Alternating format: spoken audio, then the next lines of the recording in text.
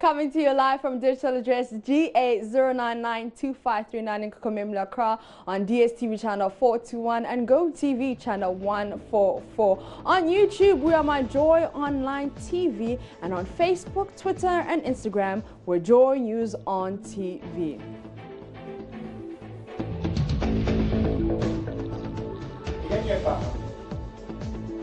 I'm Abisa Sibidi and this is JoyNews Interactive. Now, the former Ghana Football Association President Kwesi Nyantakyi has been banned for life from all football-related activities. He has also been fined 500,000 Swiss francs for various breaches of FIFA's ethics as well as conflict of interest. Now, he's been trending on Twitter. Let's see if we can get some tweets and see what people have been saying. So we're going to start with @JohnBenjamin19, and anyone who follows John Benjamin knows that he's always on top of things in Ghana's news, as the last time he was with John Benjamin versus John Dumelo. But let's go to Twitter, back to his page, and see what he's been saying. So @JohnBenjamin19 says, "Here's my 12 CD contribution to Kwesi Nyantakyi's 500,000 Swiss francs for various for FIFA fine, found guilty of corruption and bribery." End of. Okay. So also, as you can see in his picture, the 12 is symbolic of the number 12 of Anas Aramayao Anas's investigative piece. So that's his 12 CDs, contribution. If you have, you can also come. @Brusilver5 says, "Kwesi Nyantakyi banned for life from all football-related activities. Congrats to @Anas Global for the good work done. #number 12, #I am Anas." This one is from Claude Asari, who's replying to @JohnBenjamin19, and he says, "I heard DSTV has just written to Kwesi Nyantakyi to return his decoder." Okay, interesting tweets. And this one is from @Malice02, who says, @Ben Koku always tells us where there's something wrong with us as a people. All right, let's see if we can get more comments on that, more tweets on that. So it's simply, this is from Citizen Gator, who says, "It's simply mind-blogging and preposterous that the Attorney General and Ministry for Justice and the GOG for the lack of efforts to prosecute Kwesi Nyantakyi based on what they call lack of evidence, while FIFA has banned him based on these same evidences." So the last tweet I'm going to take is from @EatBlueprint, who says, "Kwesi Nyantakyi can't have anything to do with this football game too." So even Counter's ball, he can't do it. And if you're on Facebook and Twitter, you can see that a lot of people, who are even showing pictures of the VAR and saying that, listen, Kwesi Nyantakyi can't be involved in this. But to our next story, for far too long we have preached abstaining, we have preached sex after marriage, we have demonized sex in its entirety, but still we have had illegal abortions. The numbers have been growing year by year. February of this year, the Ghana Health Service revealed that a total of 53,114 abortions were carried in 2017 alone across all government hospitals. 13,918 of such cases are unsafe abortions. And as we know, abortion in Ghana is frowned upon and also considered a criminal offense. And women who carry it out are stigmatized and sometimes isolated from society. The law of abortion indicates that it should also be conducted only at a government hospital, clinics registered under the Private Hospitals and Maternity Homes, and that's of Act 1958 number 8, and a place approved by the Minister of Health by legislative instrument. Now, Parliament was debating safe and unsafe abortion. Let's start with MP for Kolekto Kole, Dr. Zainato Rawlings, who says we need to have a frank conversation on the legalization of abortion. Mr. Speaker, the stigma is real. But the situation regarding the fact that abortions do continue is as real as well. And it might be quite prudent for us to look at other jurisdictions that have recently gone down this path in terms of repealing the laws that they had against abortion, to see where they engaged on this particular journey, the pitfalls that they came across, and how they went about it, and see how we can contextualize this within our own society in order to have a fair understanding of how we approach this. Because a law of such, to repeal a law of this nature, to even have this discussion, we need to have a frank conversation, but we also need to have the experience that others have gone through. The Republic of Ireland recently had a referendum on the same issue, allowing Parliament to also proceed with this particular matter. And they had a lot of organizations pro and against the whole concept of whether or not to legalize abortion outside of the ones that are allowed within the law, as we have in Ghana. I believe that in order for this conversation to proceed, there has to be a lot of sensitization, and the stigma, which is real, must be acknowledged as well. The statistics don't lie, but we must also consider the broad views of those who represent, in order to make sure that this conversation has a healthy progress, that we have a very broad debate, and can hopefully come to a position where women who have no choice have the option now and are not criminalized or stigmatized, in a bid to make sure that their lives are preserved going forward.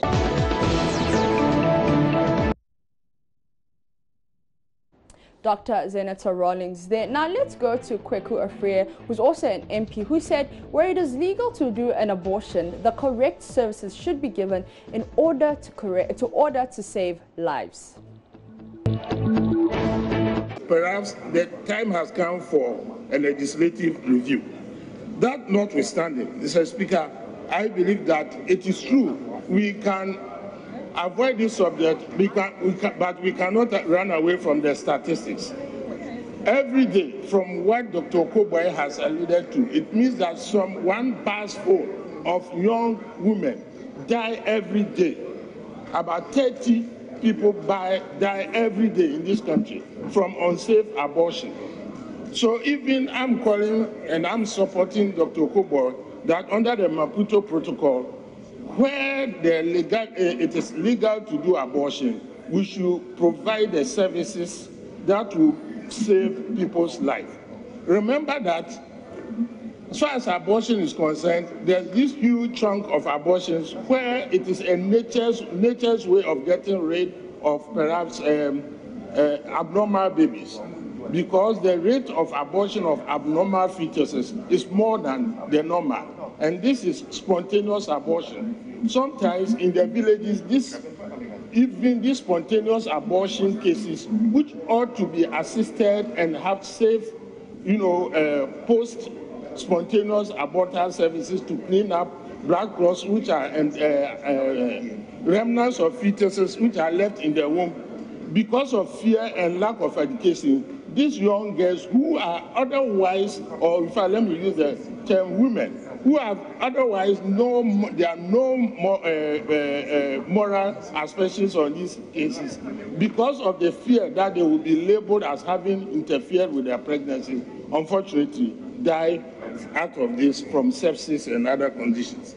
So, Mr. Speaker, before I take my seat, I want the Minister of Health, Ghana Health Services, to mount a public education on where the law states and the services that are available to the general public under the statutes as we speak now, and then the services that are available so that safe, legal abortions can be carried now.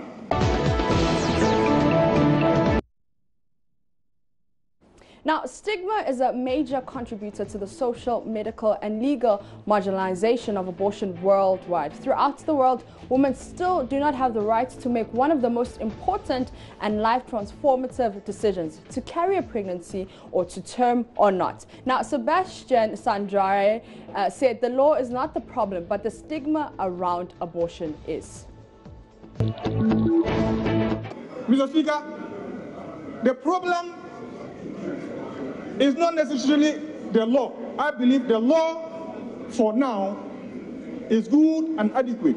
because it makes room for any woman who does not want this pregnancy to have access to quality abortion services. Because when it says, when the health of the woman or the pregnancy threatens the health of the woman, is broad enough for medical doctors to really go in and help this woman in need. And therefore, we have to accept and discuss issues and abortion and make sure that we all collectively play our roles to ensure that our women are safe. And Mr. Speaker, I just want to end by saying that let's ensure that we provide the necessary, the adequate funding and resources to ensure that at our health facilities, these critical health services can be tackled. And let's all join the discussion.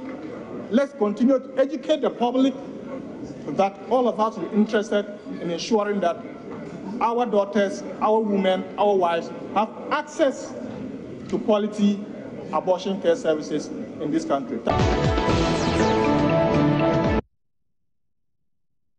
That was on the floor of Parliament yesterday. But joining us on the line is Dr. Okoy Boy, and he is the board chairman of the Kolebu Teaching Hospital. Good morning, doctor. Good morning, my sister. It's not Okoy, it's Oko. Oko Boy, excuse me. The E is silent, just as in smoke. You don't say smoke. All okay, right. All right, let's go on. Thank you. Now, what are we seeking to achieve with the conversation about abortion on the floor, considering that it is partially illegal? Yeah. All right. So basically what I tried to do yesterday, some few weeks ago, we celebrated the World Safe Abortion Day. I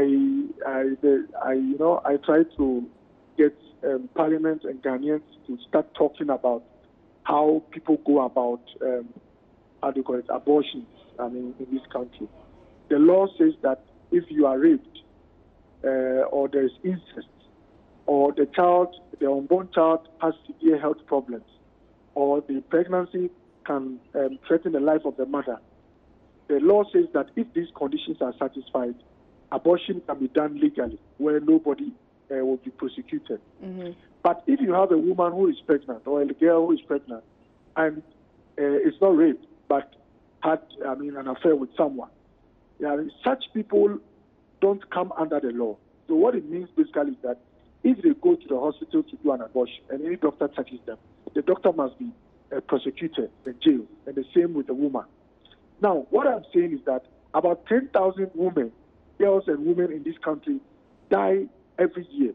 That's about 27 women every day, 27 females in Ghana die every day because they are involved in illegal abortions. Now, this is what I'm saying. I'm not asking that necessarily decriminalize abortion, but are we okay just closing our eyes for them to die because the current arrangement makes it impossible for them to access the hospital? Or we are going to start discussions on how to make sure that black people, unqualified people, don't handle them and kill them. Mm-hmm. Are we saying that because, let me put it this way, because they committed sin in court and got pregnant, their faith should be tested through the hands of people who don't know what to do? So these are some of the things I'm raising, and I only want us to start talking. The talking can help us to find a way so that even if they make mistakes, they don't necessarily die because of the current arrangement. And so that's what I tried to start yesterday. Look, I was saying that there are women in this country who don't have children. They have what we call in medicine primary infertility. They cannot get pregnant and deliver.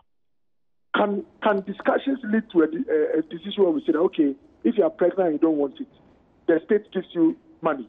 When your child comes, the state takes it and have a system to give it to those who want children legally. You have to start the conversation. Otherwise, there are many girls today who are visiting people who don't know what they are doing. Mm-hmm. They will try their hands on them and they will kill them. All right. Now, before you leave, the stigma attached to abortion, how do we go around it? Well, I think it's education. As for stigma, it has to do with culture, religion and all that. Look, I still practice as a doctor. I know how to do. We have times when a doctor must do abortion. where the pregnancy is going to injure the mother. So I know how to go about it. I know how to do an abortion in a way that will not kill the mother. Now, as doctors, we are not allowed to do it. But if they go to quack doctors and they are about dying because they are bleeding, they bring them to us and we complete it. In that case, the law doesn't touch us. These are some of the paradoxical situations I'm talking about. But back to your question. As for culture or perception, you don't change it in a day. I mean, it will take many years for people to know that, well, the situation that somebody gets in to want an abortion could happen to anybody. And again, that is not to say that let's legitimize it. We have to be real with ourselves, that even if, in quote, we are pious, we are very moral, and will not get in such a situation, there are many Ghanaians, it can be our sisters and friends, who have found themselves in such situations. The discussion is not to say abortion is all right.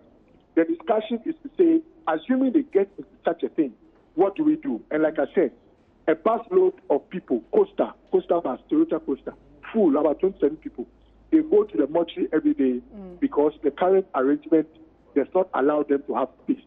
We have to start the discussions, and we look, if we start a discussion and our conclusion is that leave it as it is, let people die in that way, at least as a doctor and a legislator, I know that I brought the discussion and this is what we decided. I'm ready to go with it. It's also possible that there will be many ways to make sure that quack people don't kill our sisters and mothers. There will be ways to ensure that people who are pregnant have options, even if they don't want it. Maybe the state will take it from them. Maybe they are supported if their husbands or their partners are saying they are not going to be responsible.